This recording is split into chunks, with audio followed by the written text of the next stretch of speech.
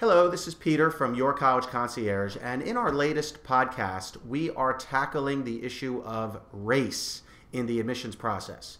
That's right. So why are we talking about this at this particular juncture? Well, there are a couple things going on. First of all, there is a case before federal court in Massachusetts regarding a plaintiff group representing Asian Americans who are suing Harvard University for discrimination. They are claiming that Harvard discriminates against Asian Americans, holding them to a higher standard in the admissions process. That's number one. Secondly, a recent survey from Pew Research found that a large majority of Americans, 73% to be exact, believe that race should not be a factor in the admissions process. And what's interesting about the survey is that multiple groups, not just whites, but blacks, Hispanics, other Asian groups, you name it, believe across the board that race should not be a factor in the admissions process. Yet, race remains a factor.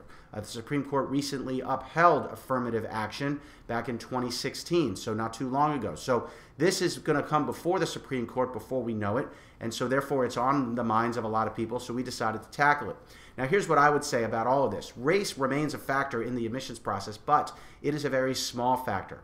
The vast majority of admissions decisions are based on grades and transcripts, so the record, your academic record, including the courses that you're taking, and your general standardized test scores, as well as other factors like your activities and your essay and your teacher recommendations. Those are the primary factors.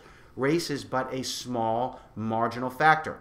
So if you are, either way, if you point to race and you think that that's going to be a major factor in the admissions process, I believe you're going to be frustrated. If you are a white person and you point to race to claim that it's not fair that you are being discriminated against and that those of color are getting preferential treatment, I believe you are going to be frustrated. If you are a person of color and you believe that your racial makeup is going to give you preferential treatment, I believe you too are going to be frustrated. The vast majority of admissions decisions remain based on grades and test scores, the merits of your application, and not your background and where you come from. So with that, I invite you to listen and send us some feedback if you'd like.